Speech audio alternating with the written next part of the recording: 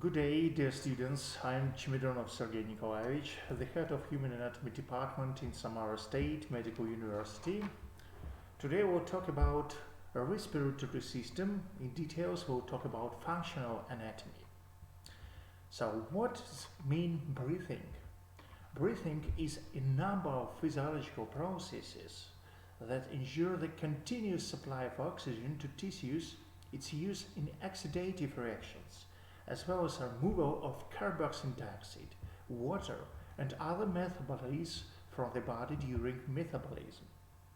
Breathing consists of the following main steps: external expiration, providing gas exchange between the lungs and the external environment; gas exchange between alveolar air and blood flowing the lungs; transport of gases by blood; gas exchange between arterial blood and tissues, tissue respiration. And in details we will talk about lungs breathing, about first to these steps. So a respiratory system also has non-respiratory functions. So you may see blood deposition or blood depot, blood coagulation, immune function, white salt exchange function, lipid metabolism, and also the main function of voice formation.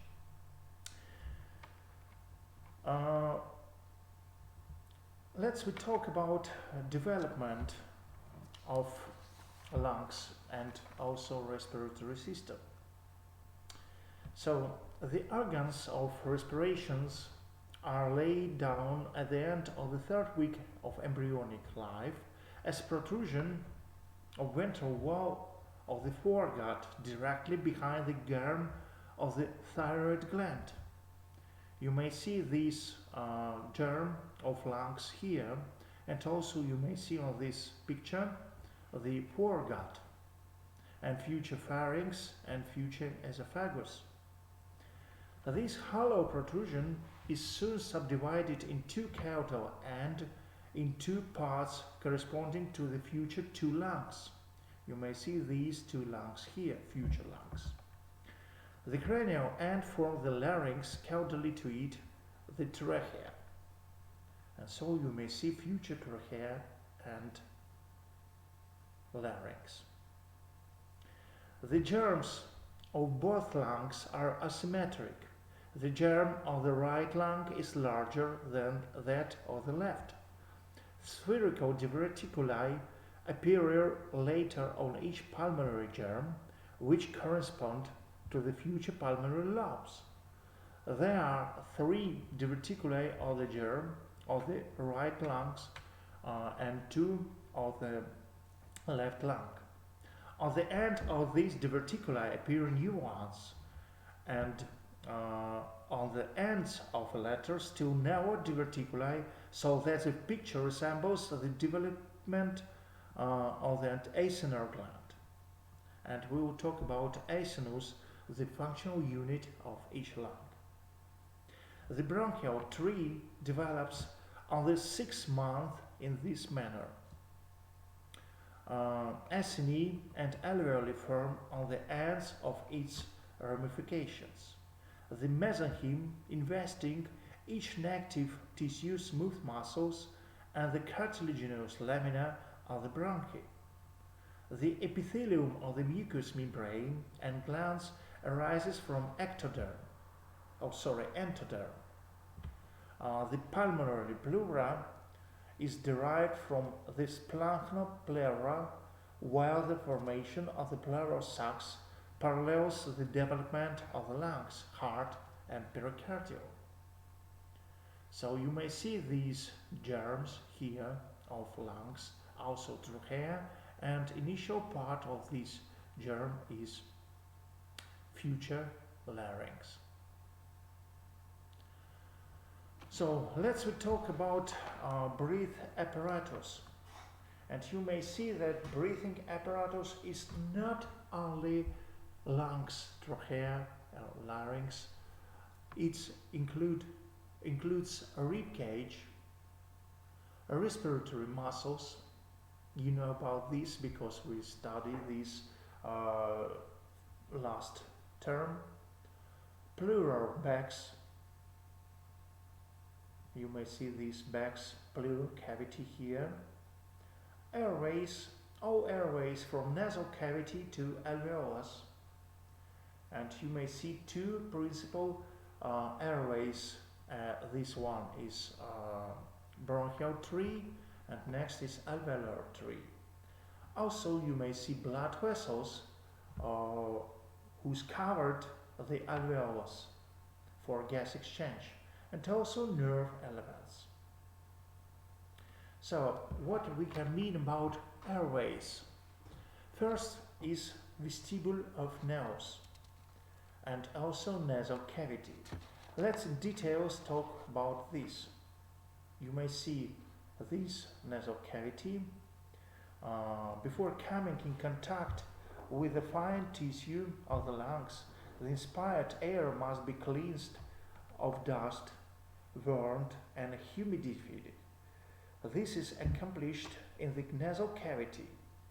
There are also an external nose or extensor nasus, whose skeleton is partly osseous and partly cartilaginous, as it is indicated in the chapter concerned with osteology, and we talk about this when we will study skull.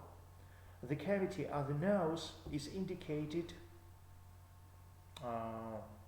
also in skull term, skull part of anatomy. So you may see that nasal cavity has a lateral wall, superior wall, inferior wall, and also septum nasi.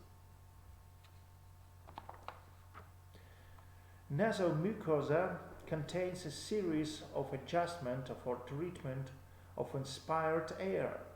It's covered with ciliated epithelium whose cilia form a carpet on which dust settles. The vibrations of cilia in the directions of Hana drives out and settle dust.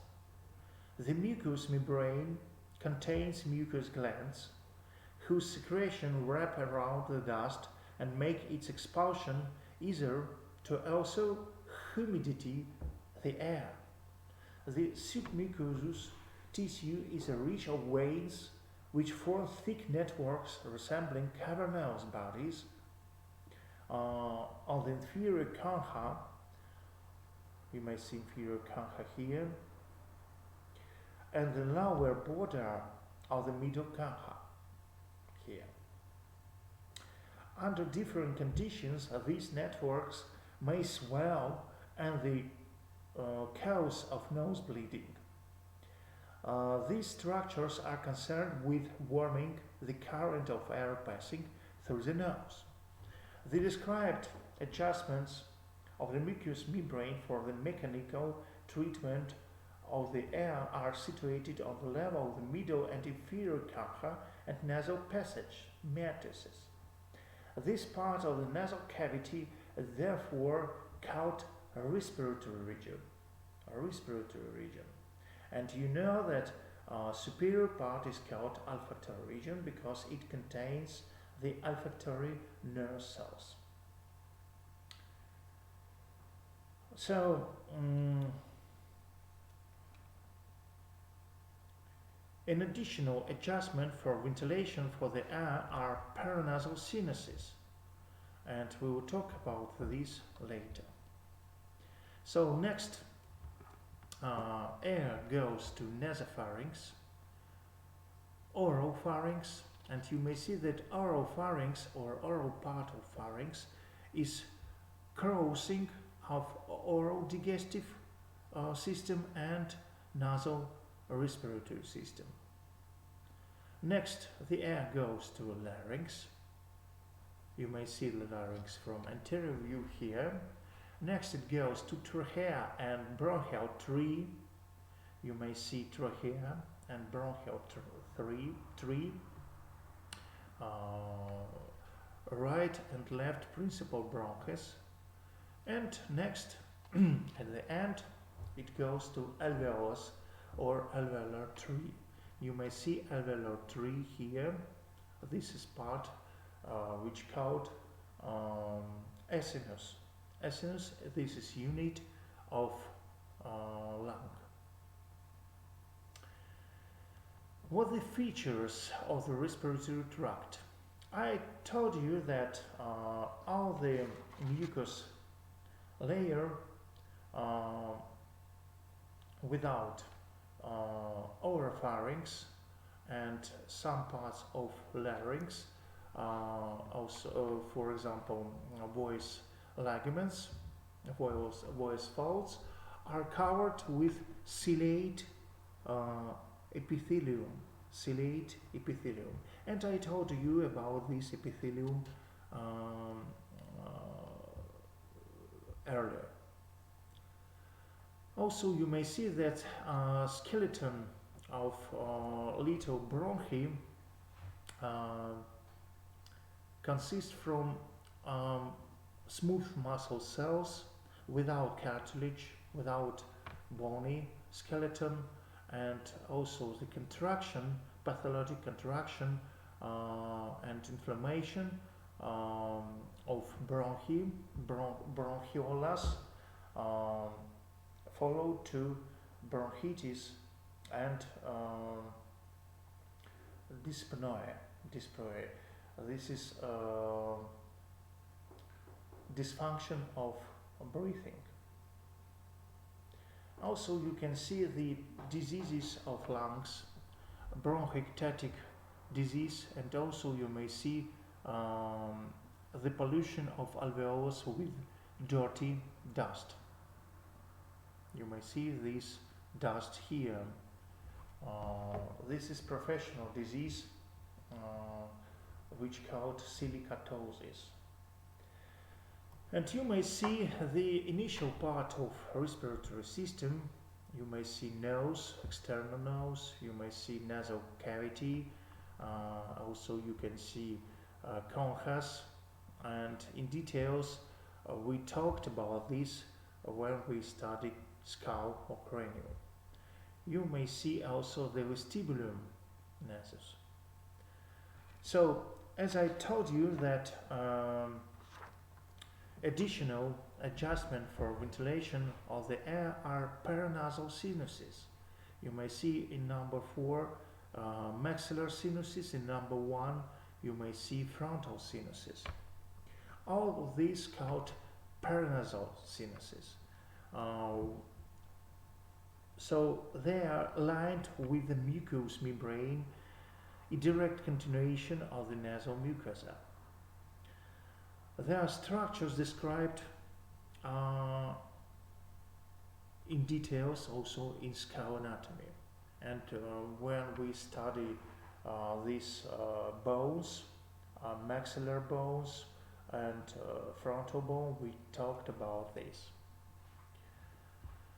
The maxillary sinus, whose orifice is closed by mucous membrane except for a small slit.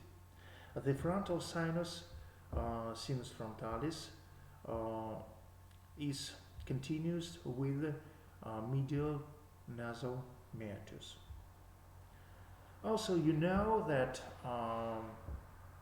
other paranasal sinuses, such as sphenoid sinus and ethmoid sinus or ethmoid thallus or air cells, are continuous with the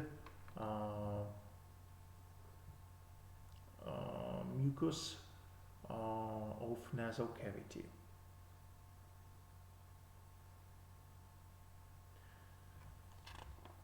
So you may see the pathologic inflammation of maxillar sinus, and also you can see the pathologic process like tumor in maxillar sinus. Next, in details, we will talk about larynx. You may see larynx, all three parts in this sagittal section. First part is called vestibulum laryngis. Next part called ventriculus or spatium interventriculare, and third part is called infravocal space, cavum infraglotticum. And next is passes to trachea. So, in details, we will talk about cartilage of larynx. Cricoid cartilage, you may see this cartilage here, is hyaline and shaped like cyanide ring with white plate lamina. You may see this plate here at the back and arch on the front. The border of the lamina and its lateral surface bear reticular fossa for uniting with the arytenoid and thyroid cartilage. You may see arytenoid cartilage, this is pair cartilage, and also in pair the biggest cartilage in larynx is thyroid cartilage. Thyroid cartilage is the largest, as I told you. The laryngeal cartilage, it's hyaline in structures and consists of two lamina which fuse in front at the angle. You may see this angle here, and it calls Adam apple. The superior border of the midline is a thyroid notch. Thyroid notch.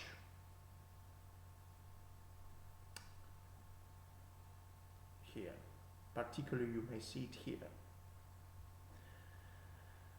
The posterior thickened border of each plate is continuous with larger superior horn and shorter inferior horn. You may see superior and inferior horns here. The inferior horn bears on the inner surface of its apex and the area for articulating with the cricoid cartilage. In oblique line, linea obliqua, is visible on the outer surface of each lamina.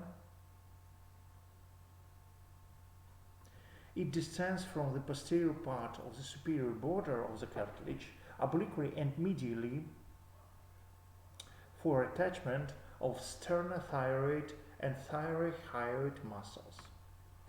The arytenoid cartilage, you may see it here and also here in details, are directly related to the vocal cords and muscles. They are pyramidal shape with the basis sitting on the superior border of the cricoid cartilage, while the apex faces upward. On the three surfaces of the arytenoid cartilage, the dorsal is concave. You may see concave dorsal. And the transverse arytenoid muscle lies on it. You may see also transverse arytenoid muscle. The middle surface is covered by laryngeal mucosa. The anterior lateral surface is the largest of three surfaces. Two processes arise from the base. An anterior surface, an anterior process, you may see it here. Elastic cartilage, and the site of attachment of the vocal cord, and is therefore called vocal process. And lateral muscular, you may see it here, process is contains hyaline cartilage for the attachment of muscles, processus muscularis. The carniculate cartilage are seated on the apices of arytenoid cartilage and the thickness of the aeroepiglottic folds. The cuneiform cartilage, cartilago cuneiformis, are directly in front of the corniculate cartilage, also in the aeroepiglottic folds. You may see this cartilage covered with mucous cells here, like tubercle. Sometimes these cuneiform cartilages are absent. Epiglottis cartilage is a leaf-shaped lamina of elastic cartilaginous tissue situated in front of editus laryngis and directly behind the root of the tongue. You may see tongue and epiglottis cartilage.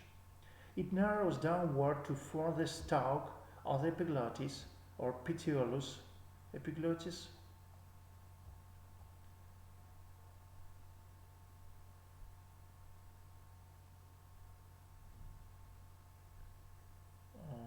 You may see this epiglottis,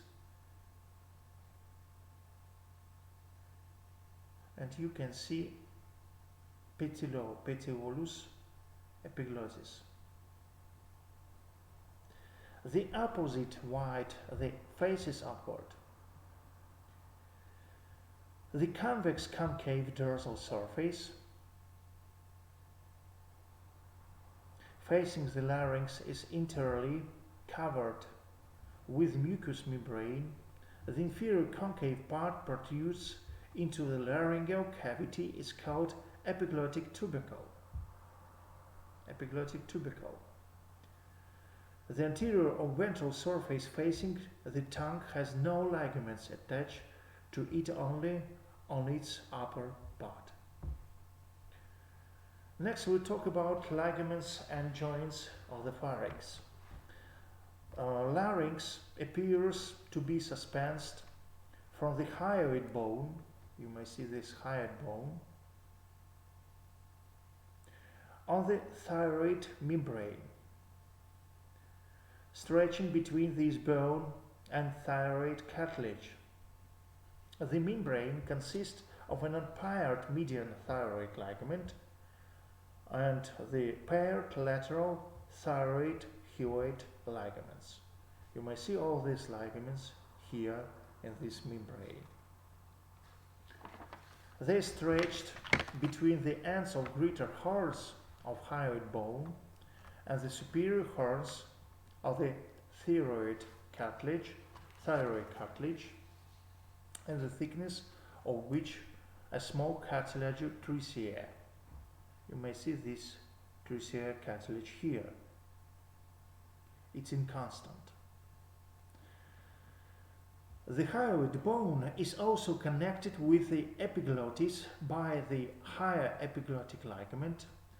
The epiglottis is turned attached to the thyroid cartilage by the thyroepiglottic ligament.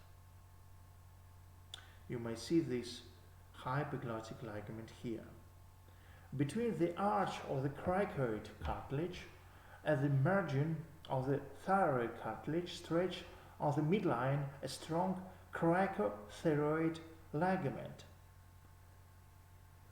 Cricothyroid ligament. You may see this ligament here and here too. The lateral fibers arising from the superior margin of the cricoid cartilage pass medially and unite posteriorly with the arytenoid cartilage. These bundles together with the cricothyroid ligament form the cricovocal membrane or conus elasticus. And I show you again this elastic conus cricovocal membrane here, which narrows towards the top. Its superior free margin form the vocal ligament. You may see vocal ligaments here, ligament vocale in Latin. The vocal ligament is attached anteriorly to the angle of thyroid cartilage. in close vicinity to its contralateral fellow and posterior to the vocal process of the arytenoid cartilage. The ligament is formed of yellowish elastic fibers passing parallel to one another. Children and young boys have, in addition, interesting elastic fibers which disappear in adults. The medial margin of the vocal ligaments is pointed and through laterally, and downward ligament is continuous with the criciovocal membrane mentioned above. Also, you can see this superior part of criciovocal ligament, which called vocal ligament or a voice ligament.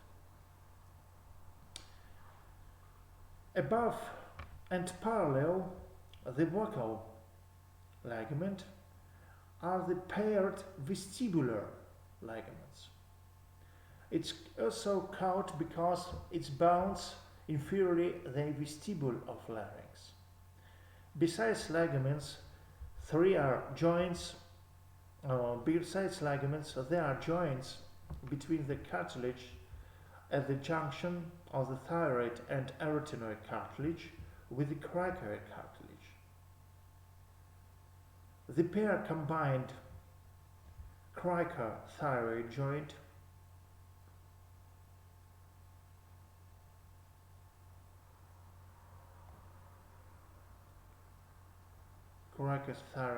you may see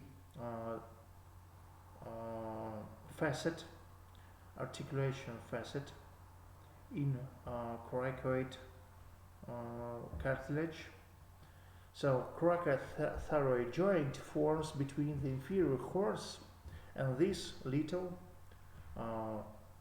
articular facets of cricoid cartilage for thyroid cartilage. In this joint, the thyroid cartilage moves forward and to the back, drawing farther away from the coming nearer to the arytenoid cartilage. As a result, the vocal ligaments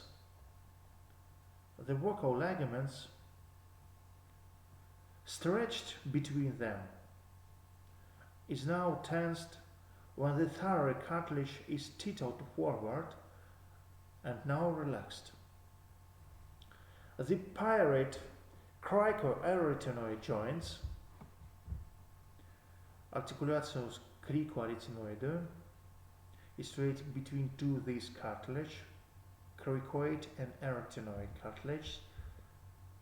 Between the base of each arytenoid cartilage and the cricoid cartilage has a vertical axis about which the arytenoid cartilage accomplished lateral rotation.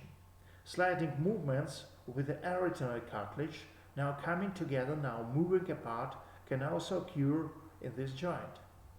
The carniculate cartilage articulate with the apices of arytenoid cartilage by means of small joints or synchondroses. Next, let's talk about muscles of larynx. The muscles of the larynx move its cartilage and thus change the width of its cavity and the width of the rhimaglottitis bounded by the vocal ligament. So you can see on this picture rhima vocalis in normal larynx. Also you may see inflammation of larynx, and also you may see the paralysis of right vocal fold, right vocal muscle, for example. So the muscles of larynx move its cartilage and thus change the width of its cavity and the width of rhimaglottitis bounded by the vocal ligaments. According to function, they may therefore be grouped as follows: constrictors, dilatators, muscles altering the tension of the vocal ligaments. Some of the muscles can be related to more than one group because of their mixed character. The following muscles form the first group. Lateral cricothyroid muscle. So you can see this muscle here on this picture. Originate of on the arch of the cricoid cartilage, passes upward and to the back as inserted to muscular process of arytenoid cartilage. It pulls the muscular process forward and downward, as the result of which the vocal process swing medially and the vocal ligaments approximate and the opening between them becomes narrower, in which instance the vocal ligaments are rather tensed. The thyroarytenoid muscle, you may see it here, is quadrate in shape. It originates from the inner surface of the lamina of the thyroid cartilage, passes posteriorly and upward as insert into the muscular process of the arytenoid cartilage. On contraction of the muscles on both sides, the part of the laryngeal cavity directly above the vocal ligaments narrows, and at the same time the vocal process is pulled ventrally, as the result of which the vocal ligaments slightly relax. Transverse arytenoid muscle, as an impaired muscle lying on the dorsal concave surfaces of the arytenoid cartilage. On contraction, it approximates the arytenoid cartilage and thus narrows the posterior part of the rhinoglottides. And next, you may see oblique arytenoid muscles are pair muscles, like letter X, fascials lying directly behind the transverse muscles and intersecting one another at an acute angle. At the apex of the arytenoid cartilage, the oblique muscle is continuous with the muscle fascicles, which pass forward and upward at the area epiglottic fold and are inserted on the margin of the epiglottis. You may see this insertion here to a lateral surface of epiglottis. You may see epiglottis also too, thus forming the aryepiglottic muscle. On simultaneous contraction, the oblique arytenoid and aryepiglottic muscles narrow the laryngeal inlet and vestibule. The aryepiglotticus muscle also pulls the epiglottis downward.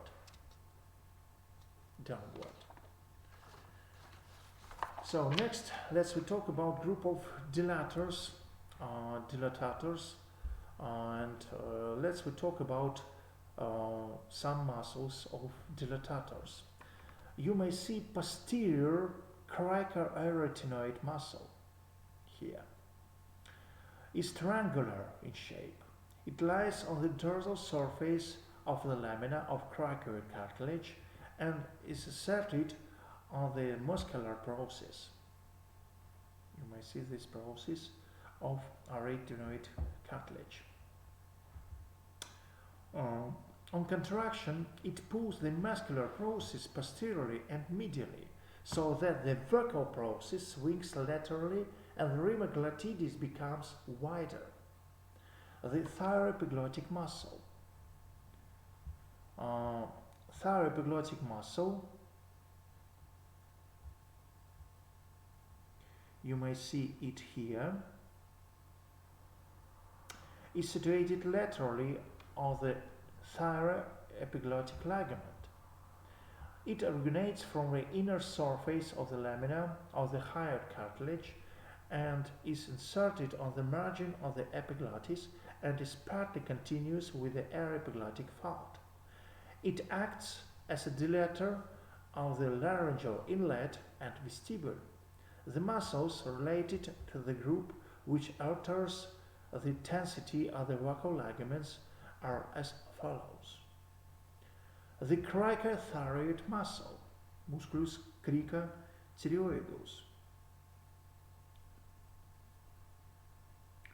You may see this muscle here on this picture. It's short but rather thick. It arises from the arch of cricoid cartilage and inserted on the lamina and inferior horn of the thyroid cartilage. The cricothyroid muscle tenses the vocal ligaments by pulling the thyroid cartilage forward. As a result, the distance between the cartilage and the vocal process of the arytenoid cartilage increases. And also you can see the vocal muscles, musculus vocalis, is embedded on the vocal fold and closely adjoins the vocal ligaments. Its fibers blend laterally with the fibers of the thyroarytenoid muscle. It originates from inferior part of the angle of the thyroid cartilage. You may see this insertion here, and passing posteriorly and inserted on the lateral surface of the vocal process. On contraction, it pulls the vocal process forward, causing the vocal ligaments to relax. So, according to the latest data, the main constrictors of the rheumatoid are the cricothyroid muscles, while its main dilators are the posterior cricothyroid muscles. All these muscles are innervated from the vagus nerve, but from its different branches, the former from the superior and the latter from the inferior laryngeal nerves. Transverse and oblique arytenoid and the lateral cricoarytenoid muscles are resistant muscles, and each receives motor innervation from both the vagal nerves. In the group of muscles regulating the vocal ligaments, the vocal and thyroarytenoid muscles are relaxed, while the cricothyroid muscle is a tensor. They are innervated similarly but from different laryngeal nerves, the relaxes from the inferior and the tensor from the superior laryngeal nerves. For example, when a surgeon in the United States damage in operation the inferior laryngeal nerve, it must pay for a patient $1 million. It's very interesting medicine. Okay, so let's talk about cavities of larynx. The cavity of larynx opens by means of an inlet of the larynx, bounded interiorly by three margins of the epiglottis, posteriorly by the apices of arytenoid cartilage and the fold of mucosa, interarytenoid fold, plica interarytenoide, stretching between them, and laterally by mucosal fold stretched between the epiglottis and the arytenoid cartilage, the aryepiglottic fold, plica aryepiglottica. The cavity itself resembles the hourglass in shape. You may see this cavity here, and also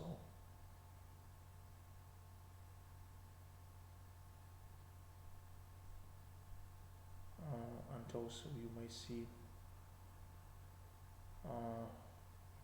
here. So the upper expanded part of the cavity is called vestibule larynx. Vestibule larynx. It extends from the laryngeal inlet to parent mucosal fold on the lateral wall of the cavity. These are vestibular folds, or the false vocal cord, and the thickness of which is the vestibular ligament. The walls of the vestibule are formed anteriorly by the dorsal surface of epiglottis, posteriorly by the upper parts of arytenoid cartilage, and the interarytenoid fold, and laterally by paired elastic membrane of larynx, membrana fibra elastica, extending from the vestibular fold to epiglottic fold. The middle constricted part of laryngeal cavity is most complex in structure. It bounded above and below the mucosal folds situated on the lateral walls of the larynx. The upper fold is a paired vestibular fold mentioned above. The free margins of these folds form the boundaries of an unpaired, rather wide rima vestibuli. So you can see a rima vestibuli above vocal ligaments. You can see vocal folds and vestibular folds. You may see it here and also here, vestibular folds.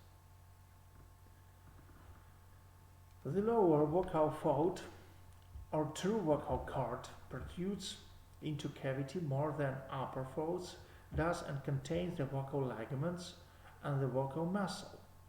The recess between the vestibular and vocal ligaments is called sinus of the larynx or ventriculus larynx. The lower expanded part of larynx is infraglottic cavity, cavum infraglotticum, gradually narrows inferiorly and is continuous with the trachea. You may see the cavity of trachea. The shape of rima glottitis and the change in it can be seen in a live person during laryngoscopy. And in details you may see vocal rima here and also here and also here. But in details, let's we see little video Professor Ahmad about larynx, about voice and also about vocal ligaments. They're fixed in front and highly mobile behind. Their tension is affected by the tilt of the cricoid cartilage. The gap between the vocal ligaments is affected by rotation of the arytenoid cartilage. The vocal ligament isn't an isolated structure. It's the free upper border of this cone-shaped sheet of membrane, the conus elasticus. The conus elasticus is attached below all the way along the upper border of the cricoid cartilage. Its upper border, which is free from here to here, forming the vocal ligament, is attached further back to the arytenoid cartilage. The anterior part of the conus elasticus is firmly attached to the thyroid cartilage, forming the cricothyroid ligament, which we saw earlier. Here's the right half of the larynx with the mucous membrane intact. The conus elasticus is just beneath the mucous membrane, here. The mucous membrane is closely attached to the vocal ligament and also to the inner aspect of the arytenoid cartilage. At the level of the vocal folds, there's a narrowing between the walls of the larynx. Its anatomic name is the rima glottitis, but in this tape we'll refer to it as the vocal opening. Its shape is extremely variable, depending on the movements of the arytenoid cartilages. Here's the vocal opening in a living person, seen from above. In quiet breathing, the opening is diamond-shaped. When we breathe deeply, it widens to a triangle. When we speak or sing, it narrows to a slit. When we hold our breath, it closes completely. Okay, you saw the little video about function of larynx and also about vocal opening and rima glottitis. Next, let's we talk about uh, some words about trachea. You know that trachea is continuation of larynx. Um, it begins at the level of the uh, border of 6 cervical vertebrae and terminates at the level of 5th thoracic vertebra. So uh, it divides into bronchi. Uh, you may see trachea here and two principal bronchi. Cervical segment is embraced above by a thyroid gland. Posteriorly, the trachea is related to esophagus, while on both sides of it stretch the common carotid arteries. Anteriorly, the trachea is covered by the isthmus of thyroid gland, and the sternothyroid and sternothyroid muscles. The space between the posterior surfaces of these muscles with a fascia covering them and the anterior surface of the trachea is called pretracheal space. Trachea is formed of 16 to 20 incomplete rings of cartilage, united by means of fibrous annular ligaments. Each ring extends only over 2/3 of the circumference. The posterior membranous wall of the trachea, paris membranosus, is flat and contains transverse and longitudinal fascicles of smooth muscle tissue, which cause active movement of the trachea in the respiration, coughing, and other. The mucous membrane of the larynx, with the exception of that of the vocal cords and part of the epiglottis and trachea, is covered with ciliated epithelium and is rich in lymphoid tissue and mucous glands. Next, let's talk about bronchi. Principal bronchi, right and left, arise from the tracheal bifurcation almost at the right angle and pass to the hilum of the corresponding lung. The right bronchus is a little larger, you may see it here, than left because the larger volume of the right lung.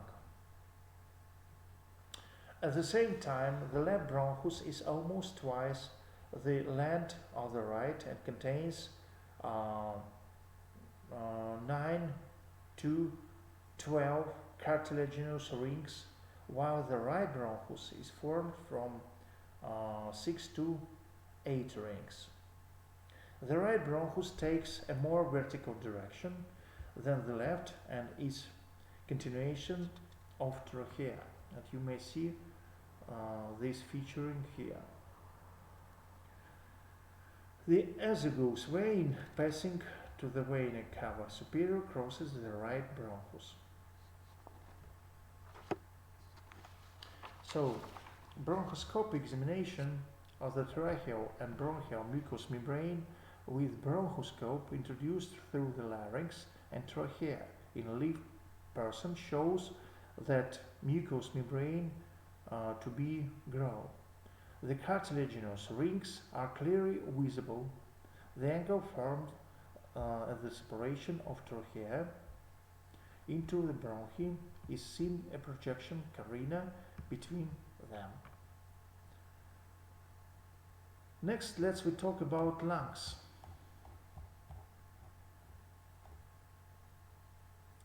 So, the lungs or pulmonus, in Greek language, pneumons, and this is the name of inflammation of lungs, pneumonia. So, They are situated in the thoracic cavity.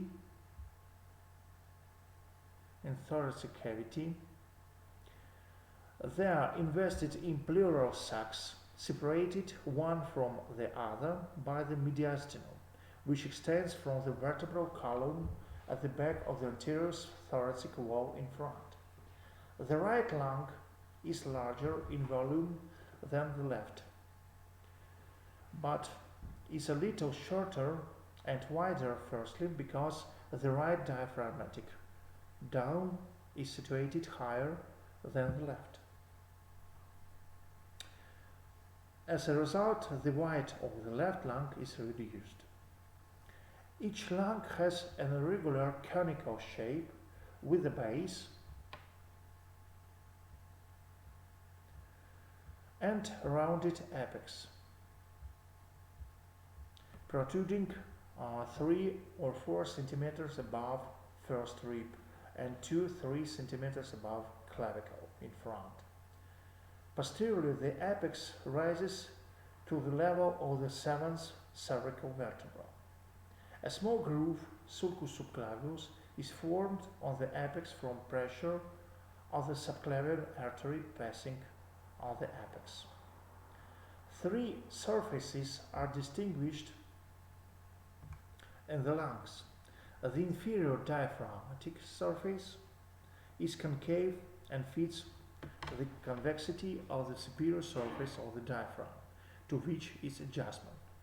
The large costal surface, facies costalis, is convex in accordance with the concavity of the ribs, which together with the intercostal muscles are components of the wall of the thoracic cavity. The medial surface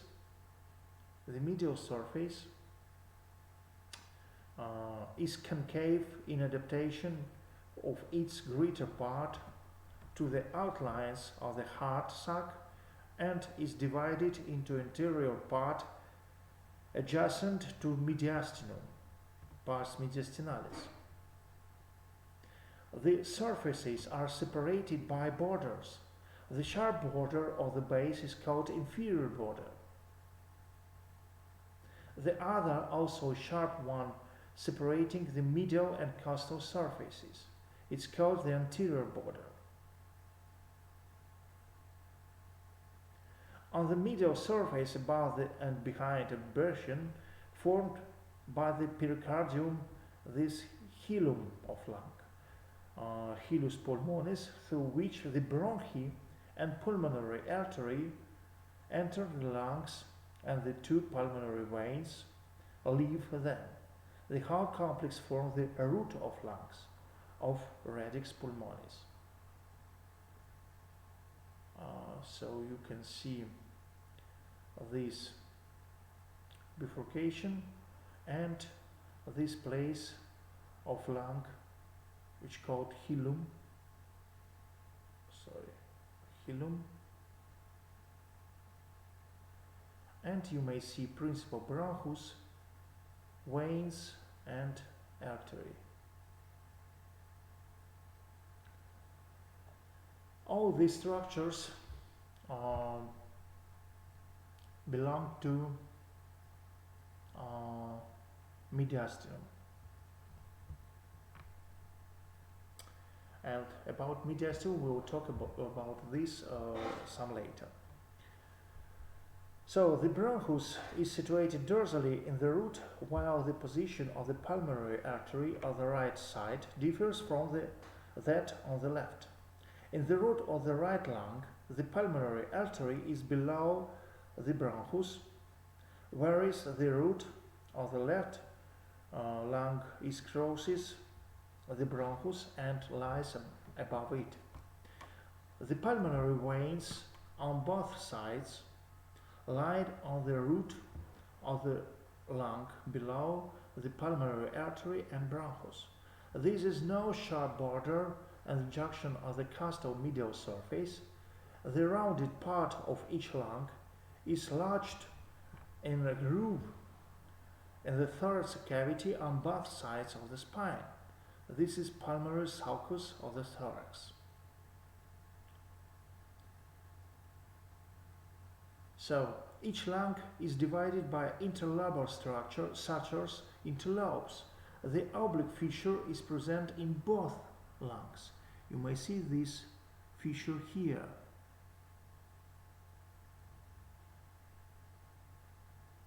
And here in number 3.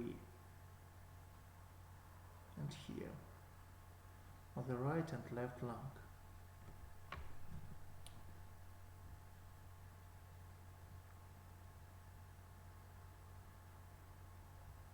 So, it descends obliquely to diaphragmatic surface, penetrating deeply into the pulmonary tissue. In each lung, it separates the upper lobe from the lower one. The right lung has, in addition, the fissure, horizontal fissure. You may see it here. Horizontal fissure. That passes on the level of the fourth rib. It separates a wedge-shaped middle lobe from the upper lobe of the right lung. There is therefore 3 lobes in the right lung, upper, middle and lower, and left lung has only 2 lobes, upper and lower. Let's talk about structure of the lungs. Branching of bronchi form the bronchial tree.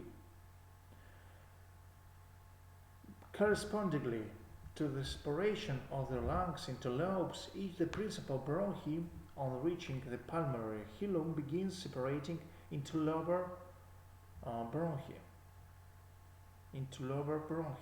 You may see these bronchi here. The right upper lobe bronchus, running to the center of the upper lobe, passes above the pulmonary artery and is therefore called a parietal bronchus. All the other low bronchi of the right lung and all the low bronchi of the left lung pass below the level of the pulmonary artery and are called hip arterial. On entering the substance of the lung, the low bronchi give several smaller tertiary bronchi called segmental bronchi, because they ventilate definite areas of the lung, pulmonary segments. And you must know that in right and in left lung there are 10 segments. In details, you will study segments on topographic anatomy and operative surgery subject.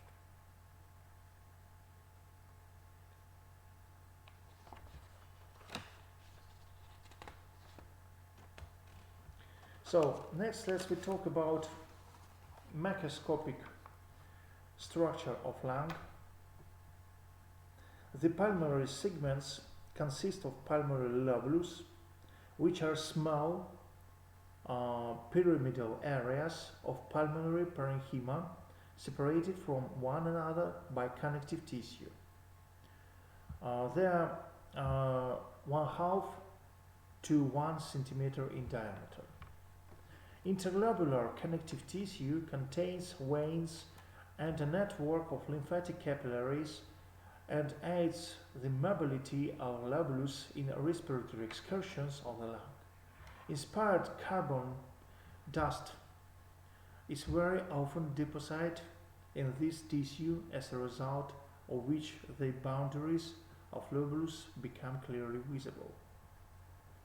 A single small 1 mm in diameter bronchus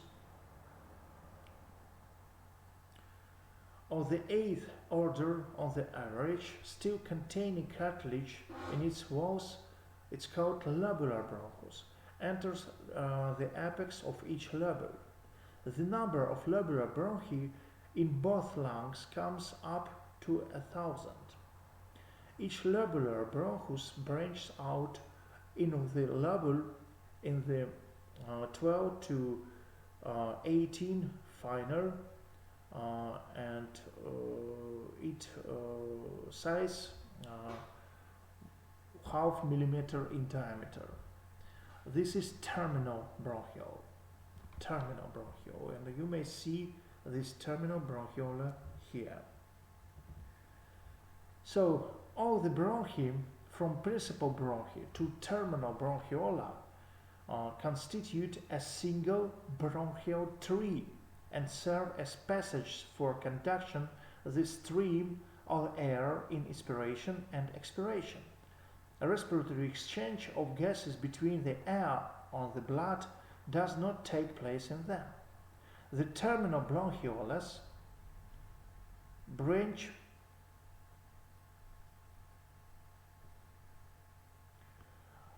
dichotomously to give origin to the respiratory bronchioles, which are characterized by the appearance of alveoli.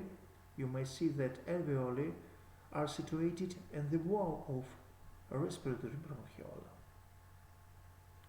Alveolar ducts, ductuli alveolar, you may see them here, and that passes to alveolary sacles, saculi alveolaris. The wall of each sacle is surrounded by a thick network of blood capillaries, and they consist from alveolus. The exchange of gases take place through the alveolar walls. The respiratory bronchioles, alveolar ducts, and air sacs with the alveoli composed a single alveolar tree, or the respiratory parenchyma of the lung. They form the functional and anatomical unit of the parenchyma called acinus. And you may see pulmonary acinus and other structures of it. Functions of lungs. The main function of lungs is the exchange of gases. They enrich the blood with oxygen and free it of carbon dioxide.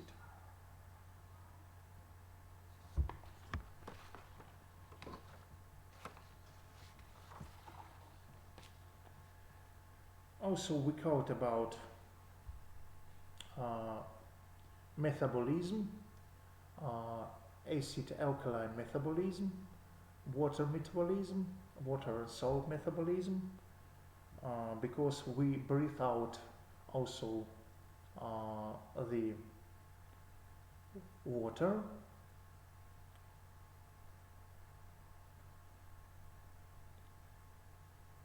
With gas.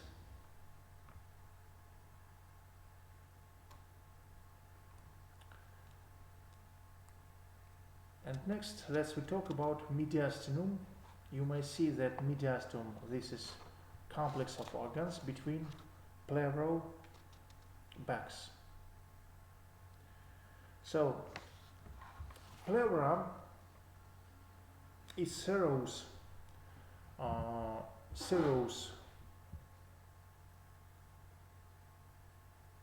tunic of lungs, serous covering. So pleura-like peritoneum has two layers, visceral and parietal. The visceral or pulmonary pleura covers the lung itself and fuses with the pulmonary substance so closely that it cannot be removed without injury of the tissue. It enters the pulmonary fissures and separates in this manner the pulmonary lobes one from another. Parietal pleura is the outer part of the pulmonary serous sac. The outer surface of the parietal pleura fuses with the thoracic walls, while the inner surface faces directly the visceral pleura. Its inner surface is covered with mesothelium and moistened with a smaller amount of the serous fluid, making it sheeny and reducing traction between the two pleural layers, visceral and parietal, during respiratory excursions. So,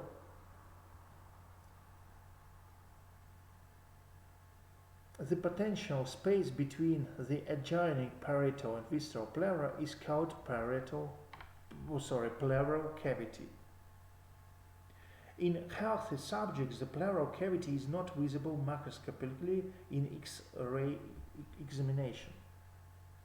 Under normal condition, it contains 1-2 mm of fluid, separating the adjoining pleural layers by means of the capillary layer. Parietal pleura is single closed sac, but for descriptive purposes it's subdivided into costal, diaphragmatic, mediastinal pleura. Besides, the superior part of each pleural sac is distinguished as a cervical pleura or cupola pleura. The cervical pleura covers the apex of the corresponding lungs and produces from the thoracic cavity in the region of the neck, 3-4 cm above the anterior end of first rib. The cervical pleura is bounded laterally by anterior and middle scalene muscles. The subclavian artery and vein are medially and in front of it, and trachea and esophagus are medial and to the back. The costal pleura, the most extensive part of the parietal pleura, lies in the inner surfaces of the ribs and intercostal spaces. Between the costal pleura and the thoracic wall is a thin fibrous sheet, the endothoracic fascia, which is particularly developed in the region of cervical pleura. The diaphragmatic pleura covers the superior surface of the diaphragm except for a middle part where the pericardium is in direct contact with the diaphragm. The mediastinal pleura stretches anterior-posteriorly from the posterior surface of the sternum to the lateral surface of the spine to the root of the lung. It bounds laterally the mediastinal organs. The complex of organs, as I told you, the heart with the pericardium and large vessels and other organs occupying the space between the mediastinal pleura is called mediastinum. This complex forms a septum between the two pleural sacs.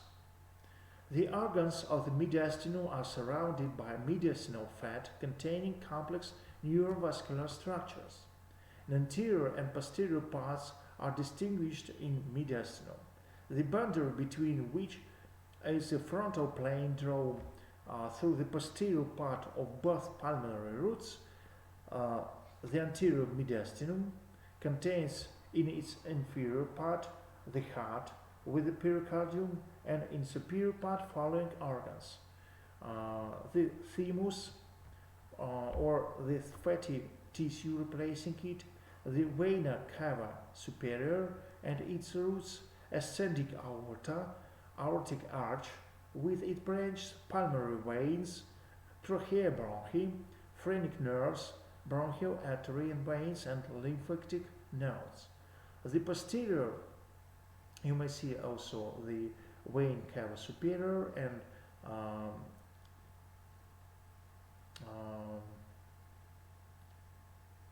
brachiocephalic veins, and also ascending aorta and aortic arch, and also heart with pericardium. The posterior mediastinum is occupied by the esophagus, thoracic aorta, the thoracic duct and lymph nodes, and also veins and nerves: vena cava inferior, vena azygos and hemiazygos, splanchnic nerves, and the vagus nerve stretching on the esophageal walls. So,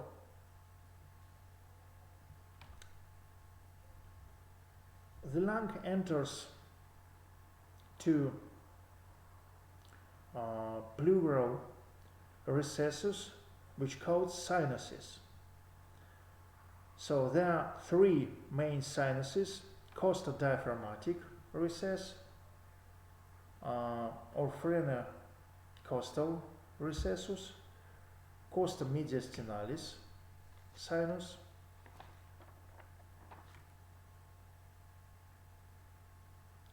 and frena mediastinalis. 3 sinuses. So fluid in inflammatory processes accumulates first in these pleural sinuses, and the deepest sinus is costa diaphragmatic sinus.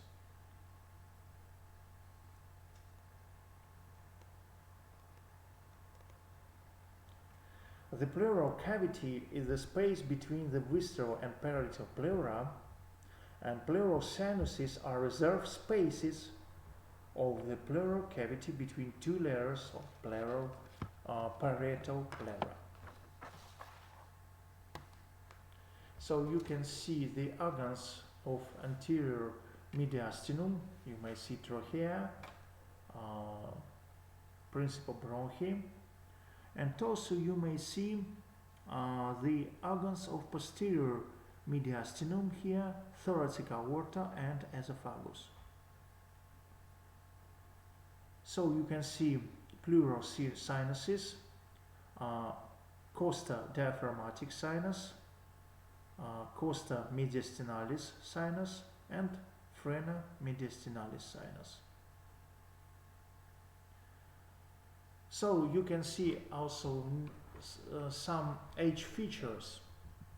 You may see the paranasal sinuses of child aged 1 year old, 5-year-old, and 12-year-old.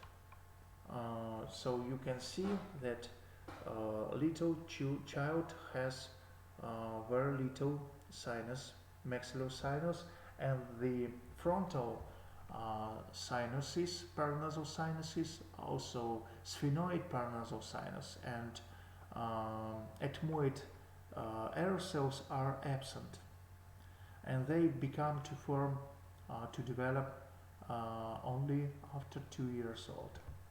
So you can see the absence of frontal sinus in 1-year-old child, and you may see the presence of frontal sinus in child of 5 and 12 years old.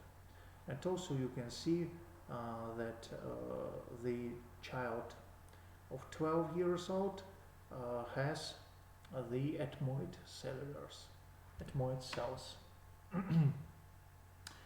So you can see that after birth the child begin to breathe, and the pulmos lung is enlarged after breathing, and you may see that left lung is normal, but right lung is abnormal because it is enlarged after breathing, after breathe in. Also, you may see on this picture the abnormalities of initial respiratory tracts. You may see the double house of nose, the absence of external nose. You may see also the hypoplasia of mandible, and also you may see the tube-shaped nose,